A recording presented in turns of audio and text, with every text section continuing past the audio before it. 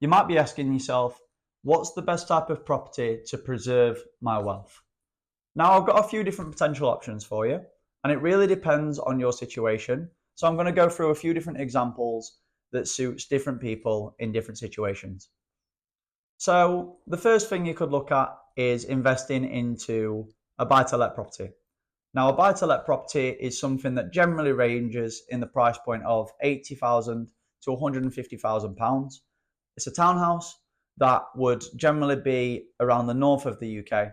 So in areas such as South Yorkshire, North Nottinghamshire, you might look towards Sheffield, maybe you'd look at Manchester, for example, and other areas around the north of England. You could also look up towards Middlesbrough and those locations. And with that, there's a few things to consider. Now, crime and deprivation is a major influence to the increase of the property's value. So there's a few things to consider with that, is to look at streets, is to consider flooding, is to consider the historic growth in that location, and look at every property on a case by case. There's also things that you can do on a street by street level to see what property is good, what property is bad. And that's something that we at Bullseye Properties take a lot of pride into, and that we can support you with throughout the whole end-to-end process. Now, you can do a few different things with these properties, and you can have what is commonly known as a tenant in there. It would be a person that stays in the property for a longer period of time. Now, you would have a management company, and we work with trusted management companies as well for this. We're not a management company ourselves, but we work with trusted management companies.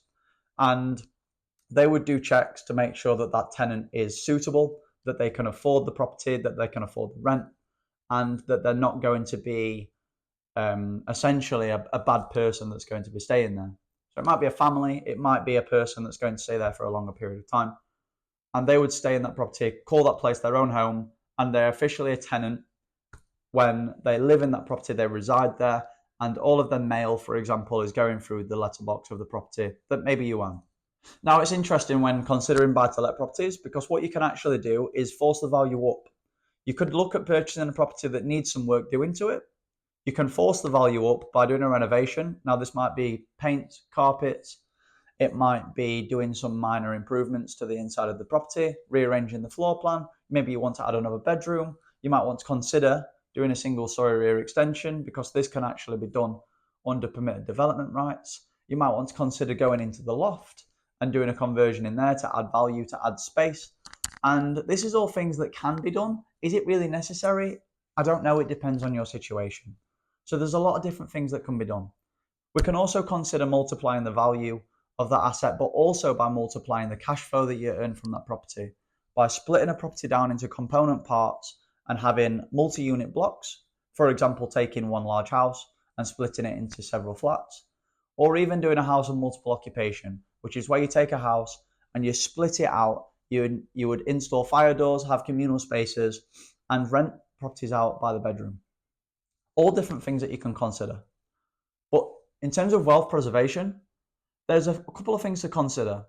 When looking at a house of multiple occupation, for example, you're generally looking to maximize the value by taking out a different type of mortgage, by taking out a commercial loan, which is basing the property on the rental income. Now, that's fine, but in terms of wealth preservation, we need to look at apples for apples when comparing properties. And in my opinion, although taking out a commercial valuation is a very clever way to leverage against the bank, it means that if for whatever reason there's an economic downturn, or if there's a change of rules, you've got essentially an over-leveraged mortgage. You're taking out loans that are around £300,000 on properties that might only be worth 170, for example. So if you're at 75% loan to value on £300,000, let's say for argument's sake that's £225,000 loan on a property that's worth £170,000, you're over leveraged. You're potentially facing negative equity if there's a change of economy and if there's a change of rules moving forwards. So again, this is just my opinion. This is just me sharing a little bit about what I know. And it's up to yourself as the person that's investing into the property to make a decision based on what suits your risk profile. So there are other strategies as well. which we can consider. And another thing that I think is a very, very smart bet is to look at properties that are more in the countryside, properties that you could potentially purchase for £200,000 to £300,000 that are in the countryside, where crime is low, where deprivation is low, where the asset value is actually going to increase significantly over a longer period of time. And we can see that with the house price index. But also, we've got to consider apples for apples when considering the UK's property market for another property market such as Bali, for example. Bali sees very, very high returns, 20 to 40% returns.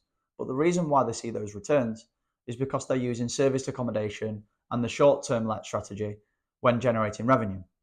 When we tie those back in with the property market in the United Kingdom, we can do that. We can do short-term lets, we can use Airbnb, and we also work with trusted managers to do this. Now, with the United Kingdom's property market, you can generate high returns. The thing to consider is that it is fairly turbulent with the short-term rentals market. 1 month you might make £1,500 and it might be 40% occupancy, and the next month you might have 90% occupancy and generate £5,000 in revenue. My mission here in this video is just to be realistic and tell you what is happening in the markets. Generally speaking, with holiday lets, you're seeing around 60% occupancy, and in a property that's in the countryside that is very, very desirable, you can see around about £3,000 a month in revenue. Of course, it depends on the property. It's going to be a case by case, but this is what we generally see. There is also one other massive thing to consider. The long-term market is having a tenant that stays in that property for a long-term period of time. The key word being a tenant. A tenant has rights. A tenant is residing in the property that you purchase. A tenant is receiving their mail, resides there, puts all their subscriptions to the address that you own. They're a tenant, they pay you rent, they get to have that right. They need to be protected, and the government is doing a lot to protect people that are tenants, and rightly so. There are a lot of bad landlords out there that are just using the properties as cash cows and generating as much revenue as possible without doing all of the correct checks, without checking that people are living in suitable and safe conditions. There are rules coming into place where the government are looking at putting energy performance certificates in place up to band C, meaning that people need to have suitable insulation in the properties and other different regulations that fit that criteria. And I personally think it's a really, really good thing, although for property investors, they might see it as a bad thing because they're not earning as much money. Now, the alternative is holiday lets, and I really do strongly believe in this as a strategy moving forwards, is looking at properties that are slightly more in the countryside, that appeal to people for a holiday, that are going to see strong capital appreciation because there's not so much deprivation or crime in the location. Generally, the properties are slightly higher priced, but when tying that back in with the serviced accommodation model and by using properties as a short-term holiday let, which yes, the returns are up and down, you can see, a lower return in 1 month and a much higher return the next month, but you don't have any tenants' rights. The people that stay in those properties are guests, and when they're a guest, they get to stay in that property, they pay a premium to stay there, and if for whatever reason they don't pay, there is zero obligation for them to stay there. They're not claiming any squatters' rights because there's contracts in place with the right management companies that will stop people from claiming those rights, and it's just the same as staying in a hotel room. Now, people could say apartments are much more affordable. Apartments are much more affordable. That's because they're an apartment. They're a leasehold property. You don't own the land that that property sits on. Now, if you're looking at a buy-to-let investment and you're purely looking at yield or you're purely looking at return on investment, then apartments are something that can be considered. However, for a short-term holiday let, there are problems. There are problems with apartments because you don't own the freehold, meaning that you don't get to decide what happens in that property. This is an option to consider, but you can't consider that with a lot of apartments because the freehold owners, the generally larger companies that own those buildings, don't want people to be in there. And the reason why they don't want people to be in there is because they have long-term tenants. They don't want people that are coming in for a couple of nights and then leaving because it's going to affect the people that stay there for a long period of time. So I completely understand why different rules are in place. I completely understand why leaseholders would struggle with serviced accommodation units. And I completely understand why the freeholders of these towers would prevent people from doing serviced accommodation within them. So my opinion is that a safe bet for your wealth is to invest into properties that are in areas of low crime and low deprivation, where the prices might be slightly higher, and to look at the short-term rental market, where you can see returns generally that's going to be in the region of 20%.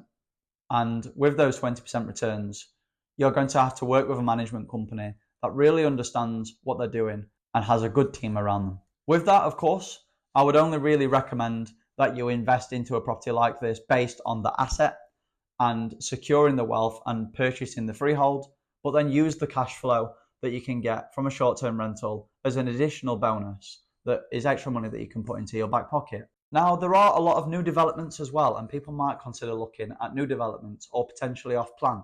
Again, both strategies are great. New build developments and purchasing off plan. But it really depends on your situation. If you're a family and you're looking for somewhere to reside, and you're looking for somewhere that's going to be safe and you're going to have a reliable property, then a new build, for obvious reasons, makes sense. If you're looking at a new build and you want to stay somewhere for the long-term period, and you're looking for community, and you're wanting a warranty with your property, and you want to know that if anything goes wrong, there's going to be a team of people that will come to correct that for you, and you don't want any noise, then new builds make sense. If you're looking to purchase at a discount, then off-plan makes sense. But of course, make sure that you have bank guarantees with any property that you purchase, and make sure that you do all of the correct due diligence on the developer to make sure that if you are to invest, that those funds are safe.